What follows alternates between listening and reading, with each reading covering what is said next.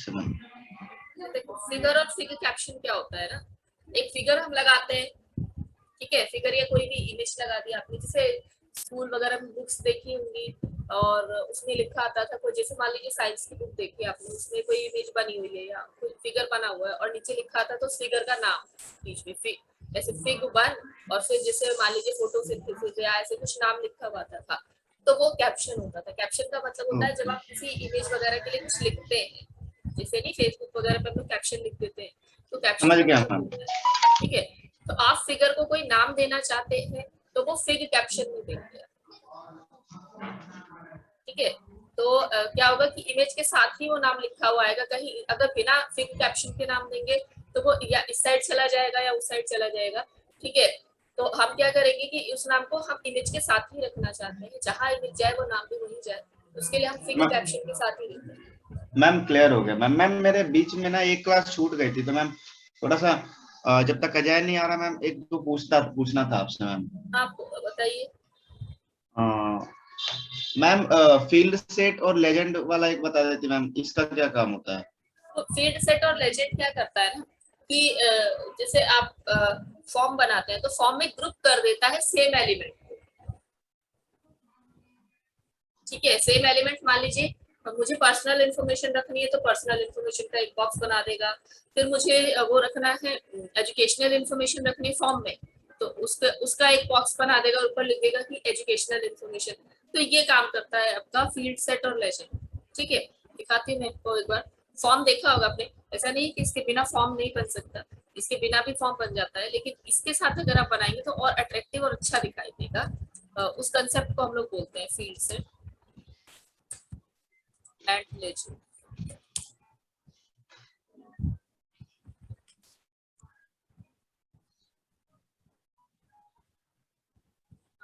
ये रखिए।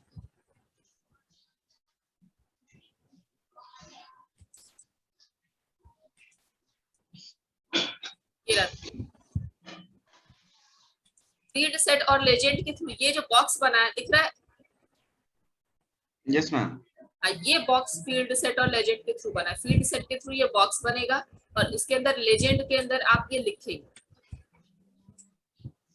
ठीक है। तो ये हो गया ना, ग्रुप बन गया, एक पर्टिकुलर चीज का एक ग्रुप बन गया। जैसे आप इस वाले में देखिए,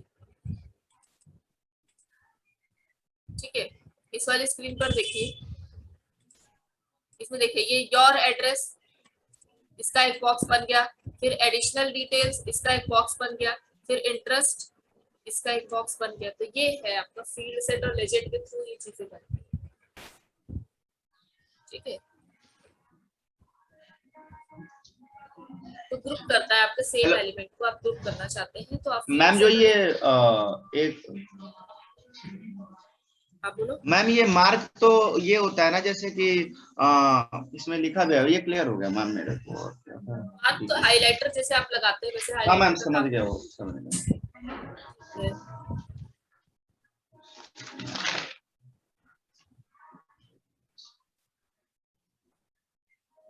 हेलो मैम। आप पूछिए। मैम मेरे को ना 3 टैग और समझ में नहीं आया इसमें के मैम, मैंने पढ़ा भी हुआ है लेकिन जब मैंने किया तो थोड़ा मेरे को, वैसे जो आपने भेजा है उससे तो क्लियर हो रहा है मैम, लेकिन थोड़ा समझ में नहीं आ रहा मैम, एक बार बता देती आप। बताइए।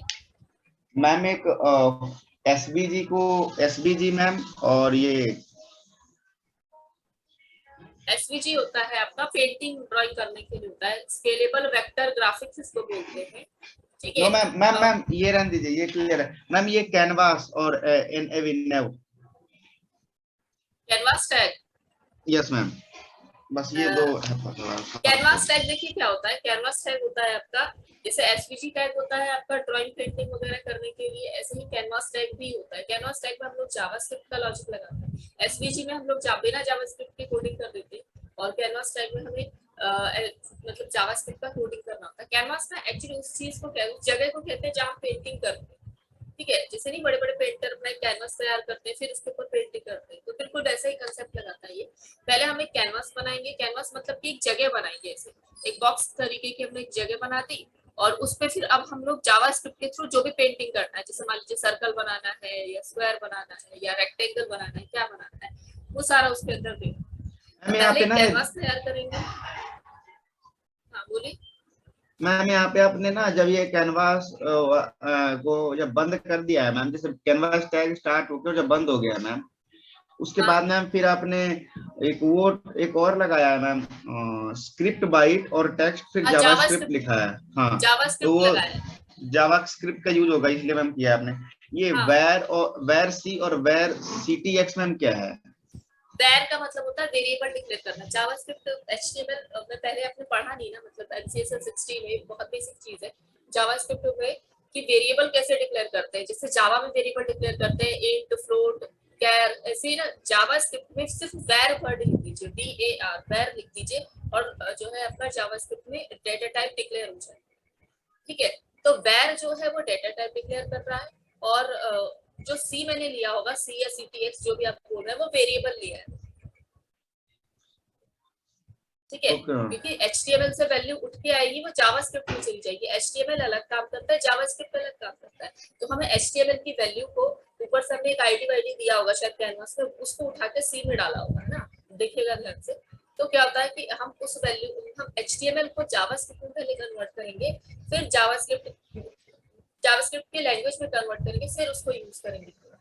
मतलब ये कि हमारा पूरा कैनवास, जो मैंने आईडी दिया होगा, वो आईडी, मतलब मान लीजिए एक्स नाम से मैंने आईडी दिया, तो कैनवास को मैंने एक्स से रिप्रेजेंट कर दिया, उस एक्स को मैंने सी में डाला, यानी अब मेरे पास सी के अंदर कैनवास आ गया। क्योंकि डायरेक्ट मैं एक्स यूज नहीं कर सकती, आईडी डायरेक्ट यूज नहीं कर सकती, क्योंकि आईडी तो HTML की है और मुझे जावास्क्रिप्ट पे काम करना है। तो इस HTML अलग काम करता है, जावास्क्रिप्ट अलग काम करता है, हमें कन्वर्ट करना पड़ता है HTML से डेटा को जावास्क्रिप्ट में, फिर हम काम।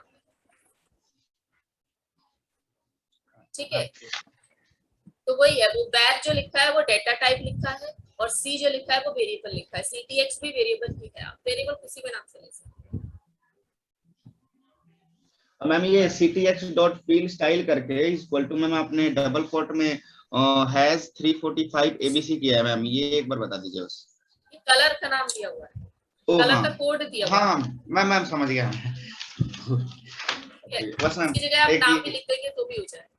Okay ma'am. हो गया क्लियर सारा? Yes ma'am. आज से स्टार्ट करते हैं। तो हम लोग XML पढ़ रहे थे। Hello ma'am. जी बोलिए। मैम आपने जितने नोट्स भेजे या फिर कोडिंग्स भेजी, वो मेरे से तो कोई भी नहीं खुला।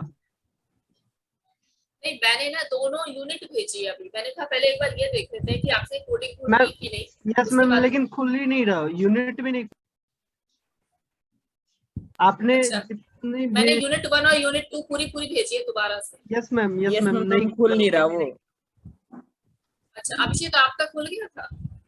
नो मैम, उसी दिन मैंने आपको खोल के दिखाया था, नहीं खुला था मेरा, तो उस दिन भी नहीं खुला था। क्या एरर दे रहा है अभी भी? किसी का नहीं खुल रहा वो।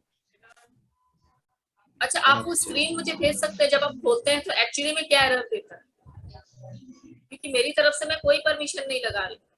इसके पहले तो मैम पासवर्ड और वो मांगता था मैम। अच्छा, मैं कभी पासवर्ड नहीं लगाया।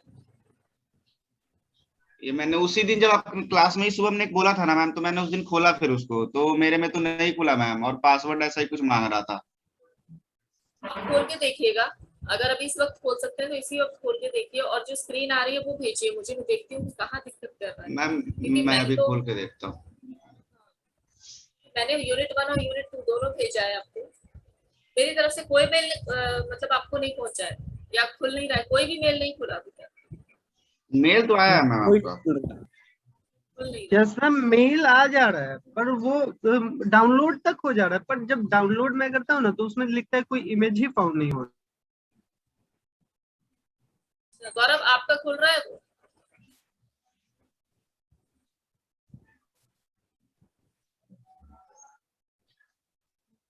सबका एक साथ दिक्कत है। मैम मैं आपको मेरी एक तरफ से तो सेकंड में मतलब मैं स्क्रीन अभी शेयर मैं कर रहा हूँ मैम, वो देखिए। डाउनलोड मैम कर मैं रहा हूँ आपको मैम, देखता हूँ क्या होता है। जो भी स्क्रीन आ रही है उसको एक बार भेजो, क्योंकि मैंने तो बहुत बार भेजा हुआ है आपको मेल। मैंने कितने, जितने हम प्रोग्राम करते हैं सब भेजे हुए, होते नहीं है, पता नहीं क्यों ऐसे ही तो होता है। उसमें वो कहता है कि क्योंकि साइज बड़ा है हेलो 25 MB मैम। से, तो आपको ड्राइव में डालना पड़ेगा। मैं ड्राइव में हेलो डालती मैम। हूँ। हाँ जी मैम बोलिए। मैं आपको स्क्रीन शेयर कर रहा हूँ जो मेरे साथ एग्जैक्ट हो रहा है। अच्छा प्लीज। मैम वो एक्चुअली ना डाउनलोड कर रहा हूँ और वो डाउनलोड हो जा रहा है, पर जैसे उसको वहां ओपन करता हूँ ना तो वो इनक्रप्टेड फाइल दे रहा है। अच्छा नीचे एक बार। मैम आपने डिसेबल कर रखा है स्क्रीन शेयर करना। अच्छा, इस पे कर रहे हो, मुझे लगा व्हाट्सएप पे कर रहे हो।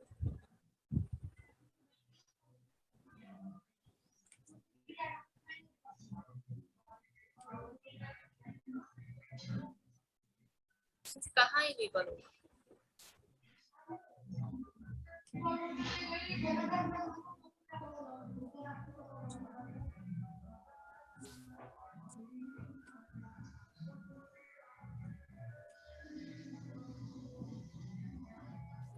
ये तो कहीं नहीं आ रहा है disable.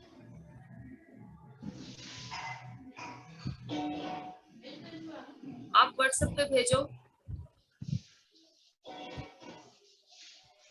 Okay ma'am.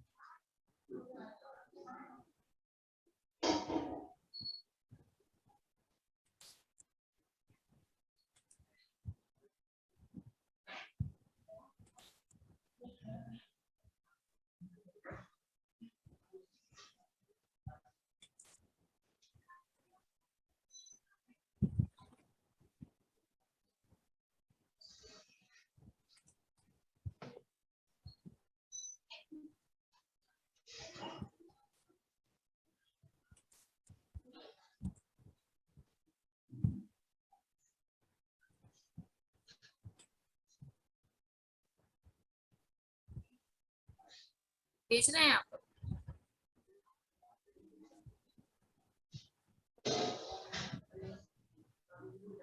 Ma'am send कर दिया आप एक बार देख।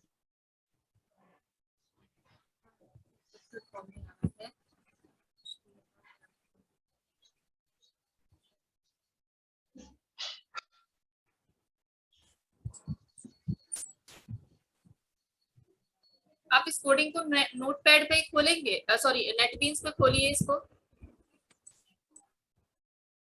नेटबीन्स पे मे भी खुल जाए, ये डायरेक्ट उस पे तो नहीं खुल रही है। ठीक है, और नोट्स जो मैंने भेजे थे वो भी ऐसे ही मैम कुछ दिखा रहे हैं। हाँ बताइए। मैम मेरे में शायद मैम सारे मेरे में यही हो रहा है।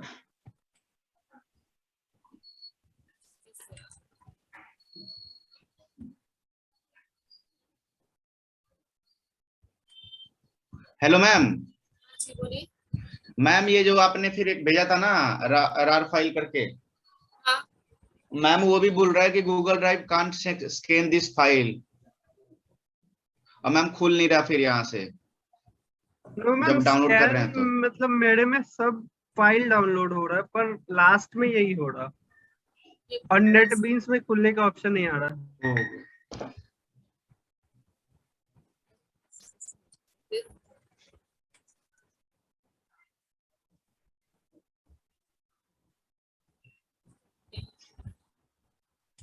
मैं आपको दिखा सकता था स्क्रीन शेयर करके, पर वो इसमें लिख रहा है कि आपने डिसेबल कर रखा है। तो वो इनेबल कहाँ से करते, इसमें तो कहीं ऑप्शन नहीं आ रहा है इनेबल करने का। वो अपने cause plotting reactions disable annotations for others annotations।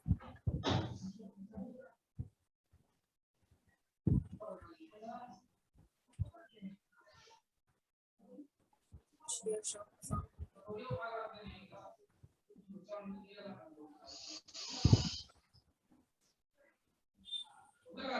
ठीक है, मैं देखती हूँ बाद में कैसे इसको कर सकते हैं। ठीक है, मैं मेल भेजूंगी, फिर मैं आपसे पूछ लूंगी कि आया कि नहीं।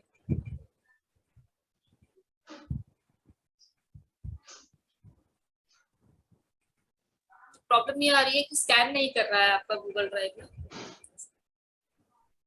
मेरे को भी यही लग रहा है ma'am.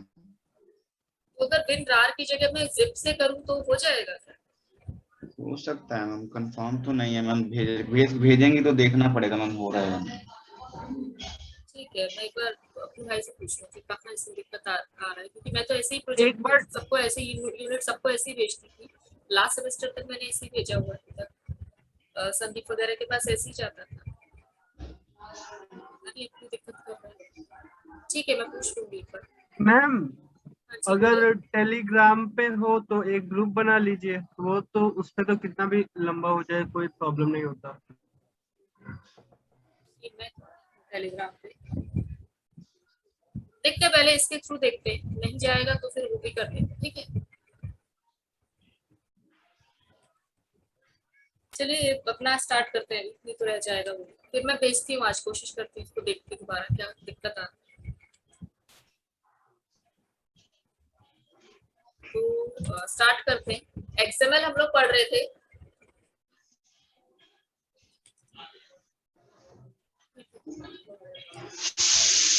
XML document naming rule आज हमें पढ़ना है। एक्सएमएल हम लोग पढ़ रहे थे, थोड़ा सा एक बार पीछे का डिस्कस कर लेते हैं एक्सएमएल का। एक्सएमएल क्या होता है?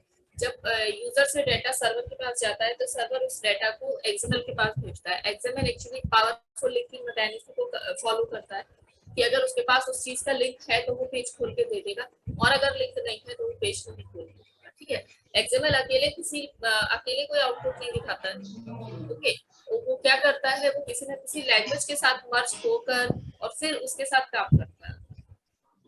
ठीक है, मतलब आप पीएचपी, अगर आप कोई भी वेबसाइट बना रहे हैं, किसी भी लैंग्वेज में बना रहे हैं, तो आप एक एक्सएमएल फाइल जरूर बनाएंगे जिसके अंदर आप सारा का सारा लिंक देंगे या लॉजिक देंगे। ठीक है, ताकि जब भी आप उस पेज को रन करें तो एक्सएमएल उस पेज का लिंक अपने पास रखे, और अगर एक्सएमएल के पास लिंक है तो वो उस पेज को खोलकर आपको दिखाता है। ठीक है, तो हम लोग वही पढ़ रहे थे एक्सएमएल बनाते कैसे हैं। तो इसके अंदर टैग हम खुद बना सकते हैं, और डॉट एक्सएमएल इसका एक्सटेंशन होता है। टैग के अंदर टैग बनाते हैं, नेस्टेड टैग का भी कंसेप्ट होता है इसमें, ये सारी चीजें होती हैं। ठीक है, तो ये सारी चीजें होती है इसमें। उसके बाद हम लोग ये पढ़ रहे थे कि एक्सएमएल डॉक्यूमेंट स्ट्रक्चर, एक्सएमएल के डॉक्यूमेंट में क्या क्या चीजें होती हैं। तो एक पहली लाइन होती है जो फिक्स होती है, जिसमें एक्सएमएल लिखा होता है, क्वेश्चन मार्क एक्सएमएल, वो वाली लाइन फिक्स होती है। उसके अलावा और कोई भी लाइन फिक्स नहीं होती। आप बाकी टैग आप खुद बनाते हैं। ठीक है, जैसे मैंने नेटबीन्स ऑन किया हुआ है, ये देखिए, ये हम लोगों ने बनाया था उस दिन एक्सएमएल।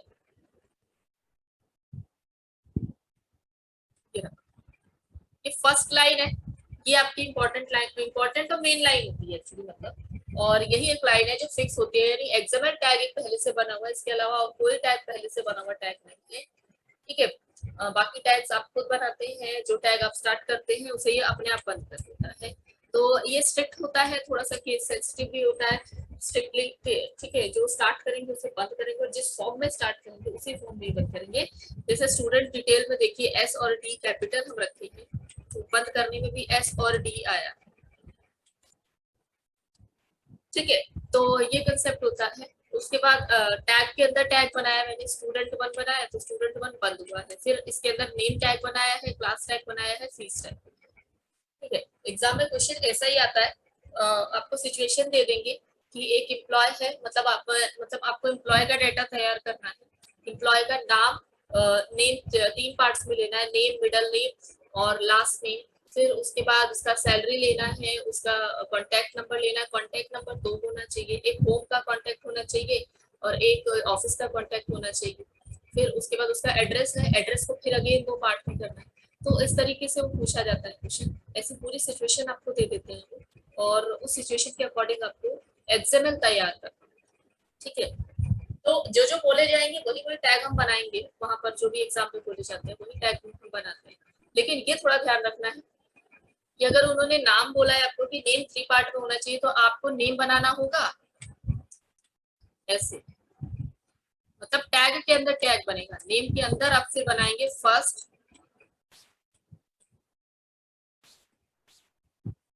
लिख दिया, फर्स्ट बंद कर दिया यहीं पर, फिर लिखेंगे मिडल, डेटा नहीं देते हैं वो, डेटा आप अपनी तरफ से कुछ भी डाल दीजिए, ठीक है, मिडल बंद कर दिया, फिर लास्ट, फिर लास्ट दे दिया, फिर लास्ट को बंद कर दिया, फिर नेम को बंद किया।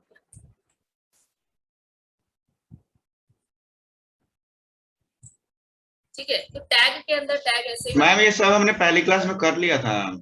हाँ ठीक है, लेकिन ये बता रहे हैं कि मेन अगर और डिटेलिंग में दिया जाए, जैसे एड्रेस दिया जाए, अब इसके नीचे एड्रेस भी दिया है, तो एड्रेस दो मांगे उन्होंने, होम एड्रेस और क्या ऑफिस एड्रेस है, सब मांगा है, तो एड्रेस हम करेंगे, फिर एड्रेस को अगेन दो पार्ट में डिवाइड करेंगे, होम और ऑफिस, फिर एड्रेस को बंद करेंगे, तो इस तरीके से करना है, मतलब कॉम्प्लिकेटेड ही देते हैं एग्जाम में भी, और वही आपको तैयार करना होता है, इतना सिंपल नहीं देते एग्जाम। तो इस तरीके से हम लोग बनाते हैं भाई, डॉक्यूमेंट स्ट्रक्चर इसको कहा जाता है, जिसमें एट्रीब्यूट वगैरह भी होता है, और एट्रीब्यूट कैसे बनाते हैं वो भी मैंने वहां बना रखा था, कि कोई कॉमन चीज है जो सब पे अप्लाई हो रही है, तो बार बार लिखने से अच्छा है एक बार एट्रीब्यूट, जैसे हमने स्कूल लिख दिया कि इस समथिंग स्कूल के बच्चे हैं, सम स्कूल के बच्चे हैं, सारे के सारे ये सम स्कूल के स्टूडेंट हैं, तो हमने एक स्कूल का नाम ऊपर ही लिख दिया, तो सारा नीचे काम हो जाएगा। नेक्स्ट आता है, तो यहाँ तक हो गया था हमारा। नेक्स्ट आते हैं एक्सएमएल डॉक्यूमेंट नेमिंग, ठीक है, माइक ऑफ कर दीजिए अपनी तरफ से। एक्सएमएल डॉक्यूमेंट नेमिंग रूल, कि एक्सएमएल के डॉक्यूमेंट को या जो टैग हम बना रहे हैं उसको कैसे हम नेम दें, मतलब उसके रूल्स क्या क्या है, मतलब वही रूल है जो वेरिएबल को देने के होते थे, अब तक सी में दिया आपने, सी प्लस प्लस में दिया आपने, जावा में दिया थे वेरिएबल्स को, तो क्या क्या रूल्स फॉलो किया भाई, स्पेस नहीं होना चाहिए, नंबर से स्टार्ट नहीं होना चाहिए, कैपिटल स्मॉल हो सकता है, वो सारी चीजें। Names can contain letters, numbers and other characters, सब कुछ कंटेन कर सकता है, ठीक है। Name must not start with number underscore और पंक्चुएशन सिंबल, तो इसका मतलब है कि नेम जो है सिर्फ अल्फाबेट से ही स्टार्ट होगा, बाकी अलग किसी चीज से स्टार्ट नहीं हो सकता, ठीक है। It must not start with the letter XML, XML की किसी फॉर्म में भी, देखिए एक्सएमएल एक्सएमएल और एक्सएमएल लिखना है, यानी आपका बनाया हुआ टैग एक्सएमएल नाम से स्टार्ट नहीं हो सकता, या एक्सएमएल नाम का टैग आप नहीं बना सकते, ठीक है। क्यों? क्योंकि एक्सएमएल नाम का टैग ही तो फिक्स है, मतलब पहले से बना हुआ, ये ऑलरेडी ऑक्यूपाइड है, इसे हम यूज नहीं कर सकते, ठीक है। बाकी जो रूल बताए हैं वो सारे यूज कर सकते हैं। नेक्स्ट पेज पे आते हैं। इट कांट कंटेन स्पेसेस, इसके अंदर स्पेस नहीं होना चाहिए, मतलब स्टूडेंट फिर स्पेस देके डिटेल्स, तो ये नहीं लगेगा, मतलब स्टूडेंट डिटेल्स एक साथ रखे या अंडरस्कोर लगना चाहिए, तो ये कुछ रूल्स है। Other than these any name can be used as other name, any name can be used as no words are reserved, तो आप इस इन रूल्स के अलावा कोई भी नाम यूज कर सकते हैं, कोई भी नाम आप यूज कर सकते हैं, कोई भी वर्ड आप यूज कर सकते हैं टैग बनाने के लिए, क्योंकि कोई टैग फिक्स नहीं है, यहाँ पे कोई नाम फिक्स नहीं, तो ये नेमिंग रूल है इसका, कि स्पेस नहीं होना चाहिए उसमें, ठीक है, और सिर्फ अल्फाबेट से ही स्टार्ट होना चाहिए, अल्फा न्यूमेरिक हो सकता है, सिंबल्स हो सकते हैं उसके अंदर, ठीक है, और एक्सएमएल से स्टार्ट नहीं हो सकता, या एक्सएमएल नाम का टैग नहीं बना सकते, क्योंकि एक्सएमएल नाम का टैग ऑलरेडी बना, ठीक है, आ गया समझ में? Yes ma'am. नेक्स्ट टॉपिक आते हैं, बहुत छोटा सा लेकिन इंपॉर्टेंट टॉपिक है, एक नंबर में पूछा जा सकता है, दो चीजें पूछी जाती है क्वेश्चन में एक साथ, एक तो वेल फॉर्म्ड एक्सएमएल डॉक्यूमेंट और एक वैलिड एक्सएमएल डॉक्यूमेंट। वैलिड क्या होता है वो हम आगे पढ़ेंगे, लेकिन पहले बात करते हैं well formed XML document. Well formed XML document का मतलब होता है, जैसे नाम से पता चल रहा है कि अच्छे से बना हुआ, जो ठीक से आपने बनाया है। आपने अगर नोटिस किया हो लास्ट क्लास में जब हम लोगों ने नेटबीन्स में एक्सएमएल सेलेक्ट कर रहे थे, तो वहां ऑप्शन आ रहा था वेल फॉर्म्ड एक्सएमएल डॉक्यूमेंट, तो मैंने उस पर सेलेक्ट किया और फिर नेक्स्ट पेज पे मैंने क्लिक किया था वहां पे, ठीक है। वेल फॉर्म्ड का क्या मतलब होता है, वो वाला एक्सएमएल डॉक्यूमेंट जो सिंटैक्टिकली करेक्ट हो, जिसके सारे टैग्स क्लोज हो, और जिसमें चाइल्ड टैग पहले क्लोज हो और पेरेंट टैग बाद में क्लोज हो। अगर ये सारे रूल्स हम फॉलो कर रहे हैं तो जो डॉक्यूमेंट हमारा बना है वो वेल फॉर्म्ड डॉक्यूमेंट। कहलाता है। ठीक है, बहुत छोटी सी चीज है, लेकिन मतलब ये कि अगर एक्सएमएल बनाने के लिए हम सारे रूल फॉलो कर रहे हैं तो मतलब हमने वेल फॉर्म्ड एक्सएमएल डॉक्यूमेंट बना। ठीक है, और document is said to be well formed if it contains following point: syntactically correct, मतलब कैपिटल स्मॉल का ध्यान हमने अच्छे से रखा है उसमें। ठीक है, ऑल टैग्स आर क्लोज्ड, जितने टैग स्टार्ट किए थे उसको प्रॉपर वे में क्लोज किया है या नेस्टेड वे में क्लोज किया है। Child tag are closed before parent tag, तो पेरेंट टैग से पहले चाइल्ड टैग को पहले क्लोज करो, फिर पेरेंट टैग को क्लोज करो। ठीक है, अगर ये सारी चीजें आपने की है तो आप क्या कर रहे हैं, आप एक वेल फॉर्म्ड एक्सएमएल डॉक्यूमेंट पे काम कर रहे हैं।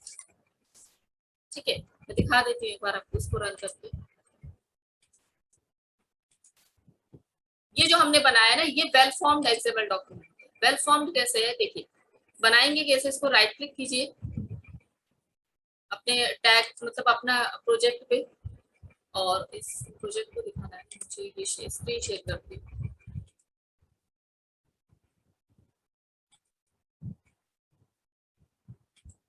ठीक है, राइट क्लिक कीजिए, उसके बाद न्यू पे जाइए और एक्सएमएल डॉक्यूमेंट लीजिए।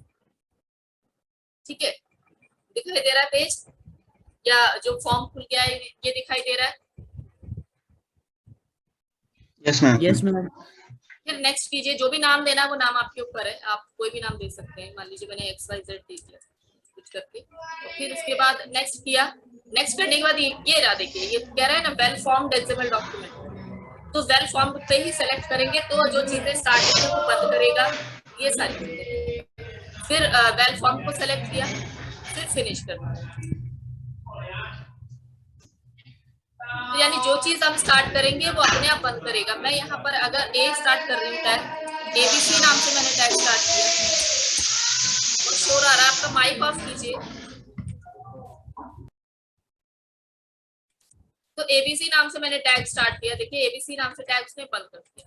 फिर मैं यहाँ XYZ नाम से टैग बनाऊंगी और XYZ टैग वो बंद करेगा। तो XYZ चाइल्ड टैग हो गए, ABC पेरेंट टैग हो गया, और रूट तो और भी पेरेंट हो गया। तो पेरेंट टैग सबसे लास्ट में बंद होता है, चाइल्ड टैग पहले बंद होता है। इसको हम बोलते हैं वेल फॉर्म्ड एक्सएमएल डॉक्यूमेंट। ठीक है, ये कंसेप्ट होता है भाई आपका वेल फॉर्म्ड बनाने का।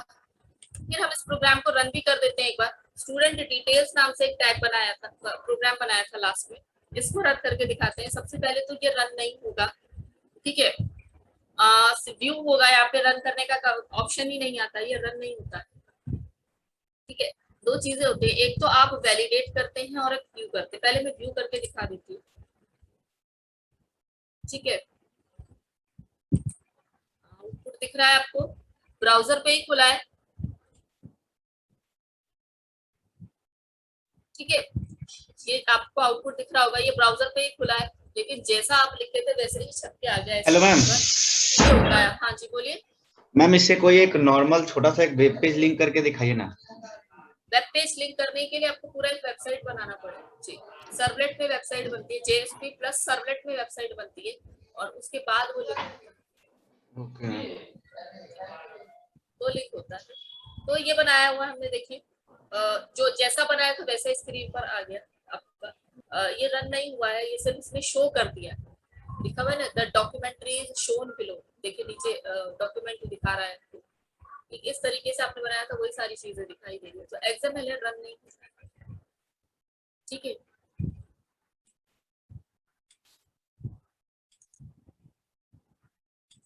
उसके बाद देखिए एक चीज हमने पढ़ी कि ये रन तो हो नहीं रहा है, व्यू करके देखा रन तो ऑप्शन भी नहीं आ रहा है, रन तो हो नहीं रहा है। अब आगे नेक्स्ट टॉपिक पे बढ़ते हैं। हम राइट क्लिक करेंगे तो पहले हम करवाएंगे वैलिडेट। ठीक है, जब मैंने वैलिडेट कराया, वैलिडेट कराया तो इस चीज को नोटिस कीजिए। वैलिडेट करा क्यों कराया वो भी हम बताएंगे। ये देखिए ये वाली लाइन दिख रही है आपको, ये तीनों लाइन देखिए वैलिडेट कराने पर।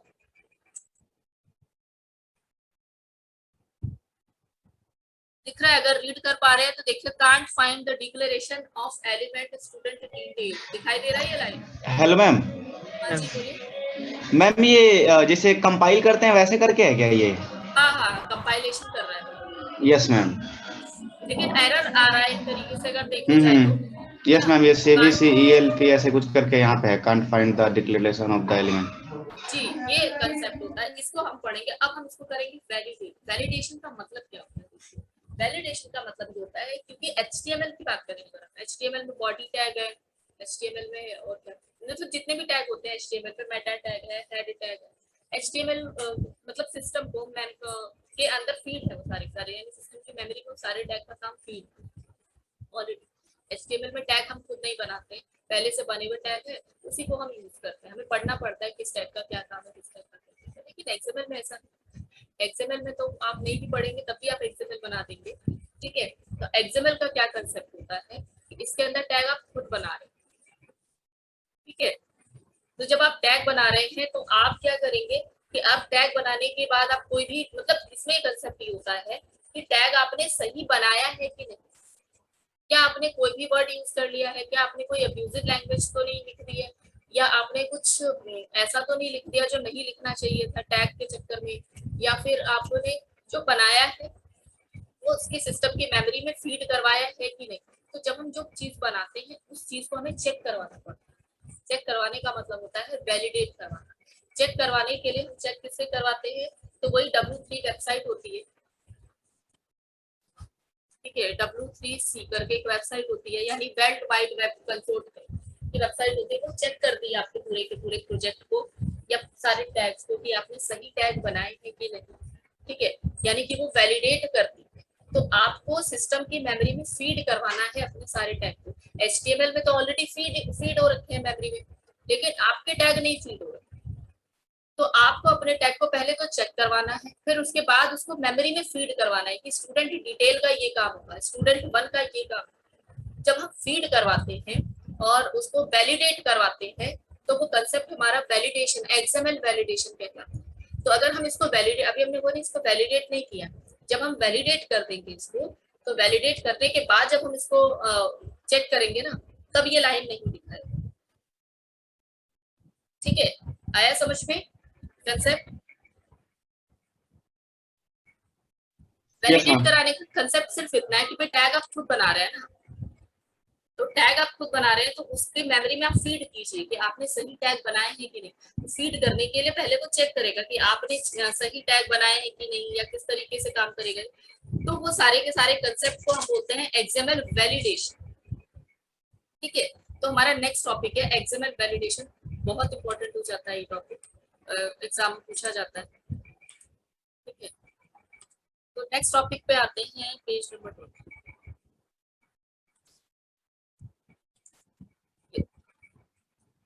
ठीक है, ये दिखाई दे रहा होगा आपको।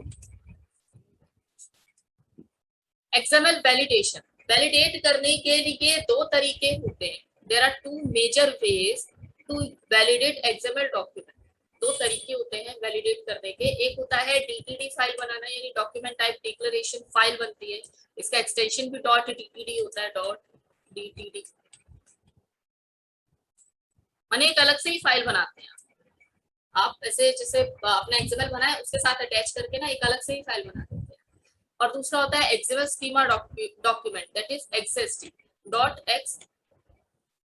.xd, इसका फुल फॉर्म, सॉरी इसका एक्सटेंशन होता है। तो आपके कोर्स में इसको तो डिटेल में नहीं दे रखा है और इसको ज्यादा यूज भी नहीं किया जाता क्योंकि इसको बनाना थोड़ा कॉम्प्लिकेटेड हो जाता है। ठीक है, पर है जितना है उतना तो पढ़ाएंगे। DTD पूछा जाता है एग्जाम में और DTD दे रखा है आपके कोर्स में, बहुत अच्छी। ठीक है, DTD को पढ़ते हैं हम लोग।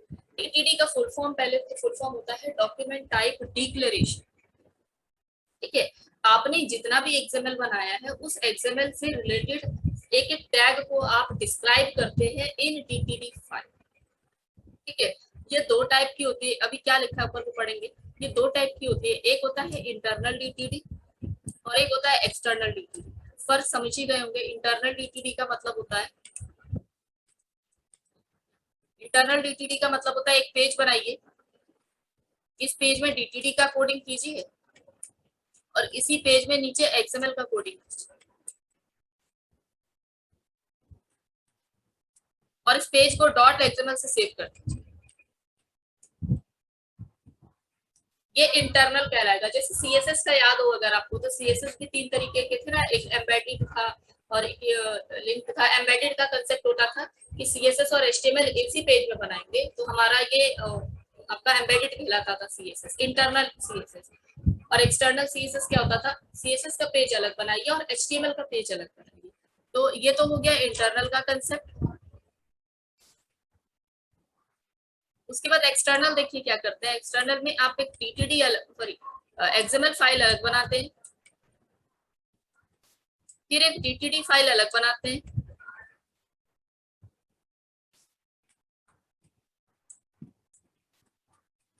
और इस DTD फाइल का लिंक जो है आप XML में डाल दें। ये कहलाता है आपका एक्सटर्नल। ये एक्सटर्नल कहलाता है। ठीक है, तो 2 तरीके के DTD होते हैं। आपसे एग्जाम में ये नहीं पूछा जाएगा इंटरनल बनाइए या एक्सटर्नल बनाइए, कोडिंग दोनों में सेम होती है। वही कोडिंग, बस यही कोडिंग उठा के एक साथ इसमें पेस्ट कर दीजिए तो आप इंटरनल पे आ गए। ठीक है, तो ये कंसेप्ट होता है भाई इंटरनल और एक्सटर्नल का। फिर आते हैं वापस DTD पे। ये देखिए DTD का क्या कंसेप्ट है। जैसे XML बना रहे हैं, XML आपने बना लिया, उसके अंदर आए हुए हर टैग, हर एट्रीब्यूट को आप डिस्क्राइब करेंगे DTD फाइल मैम। में। ठीक है, हाँ बोलिए। मैम इसका हमें प्रोग्राम नहीं करना? नहीं करना है, प्रोग्राम है आगे। ओके। ठीक है, इंटरनल एक्सटर्नल सब प्रोग्राम बताएंगे। तो और प्रोग्रामिंग इसकी बहुत ईजी है, सब बताएंगे, दिखाएंगे आपको। तो एग्जाम में पूछा जाता है, मैंने एग्जाम में आपको एक सिचुएशन दे देंगे, जैसे एम्प्लॉय वाला बताया था, एम्प्लॉय की सिचुएशन दे दी और कहा जाएगा XML बनाइए और DTD भी बनाइए। तो वो 10 नंबर का, सबसे ज्यादा नंबर के क्वेश्चन आते हैं, तो वो 10 नंबर का क्वेश्चन दे देंगे। या फिर आपको क्या कहेंगे, XML दे देंगे और कहेंगे इसका DTD तैयार कीजिए। या तीसरा टाइप क्या है, DTD दे देंगे और कहेंगे इसका XML तैयार कीजिए। ठीक है, तो उस तरीके से आपको करना होता है। तो DTD क्या करता है, जैसे हम लोग इंग्लिश बोलते हैं या इंग्लिश लिखते हैं, और इंग्लिश किस तरीके से बोलते हैं, हम लोग इंग्लिश के साथ ग्रामर लगाते हैं। लोग ग्रामर सोचते हैं, कहाँ एम लगाना है, कहाँ बिल लगाना है, कहाँ वॉज लगाना है। तो हम लोग जैसे इंग्लिश बोलते हुए ग्रामर को याद रखते हैं, ग्रामर के रूल याद रखते हैं, बिल्कुल वही काम DTD करता है। XML बनाते हुए DTD का रूल होता है, मतलब जैसे जैसे DTD बोला जाएगा वैसे, जैसे जैसे DTD बोलेगा वैसे वैसे हम लोग XML तैयार करते हैं। यानी इंग्लिश के लिए जैसे इंग्लिश ग्रामर होती है, इंग्लिश बोलने और लिखने के लिए जैसे ग्रामर होती है, वैसे XML के लिए सेम वही काम आपका DTD का। ठीक है, मतलब रूल्स तैयार करता है। तो ये कंसेप्ट होता है DTD का। बाकी थ्योरी लिखा हुआ है यहाँ पे, वो पढ़ते हैं। DTD डिफाइंस, यहाँ से पढ़ रही हूँ। DTD defines the structure of the content of an XML document। ठीक है, XML डॉक्यूमेंट के अंदर जितने कंटेंट आप लिखे हैं उसका पूरे का स्ट्रक्चर तैयार करेगा आपका DTD, डॉक्यूमेंट टाइप डिक्लेरेशन इसको बोलते हैं। The purpose of DTD is to define the legal building block of an XML document। ठीक है ना, कि अब आपका जो भी टैग्स है XML में बनाए थे उसकी मेमोरी में फीड कर दीजिए, सिस्टम की मेमोरी में। सिस्टम की मेमोरी में फीड करने का काम DTD करता है, यानी लीगल हो गया आपका XML document. It defines the document structure with a list of legal elements। वही है, वैलिडेट कर रहा है, चेक कर रहा है सही बनाए हैं कि नहीं, अब्यूजिव लैंग्वेज तो नहीं यूज कर दी है, क्या यूज किया है, वो फीड करना है आपको कि नहीं फीड करना है, वो सब उसमें लिखा जाता है। If DTD is supplied with XML file, the XML parser एक सॉफ्टवेयर होता है जो चेक करता है, जो मैंने बताया ना W3 कंसोर्टियम वाला कंसेप्ट, तो वो चेक करता है कि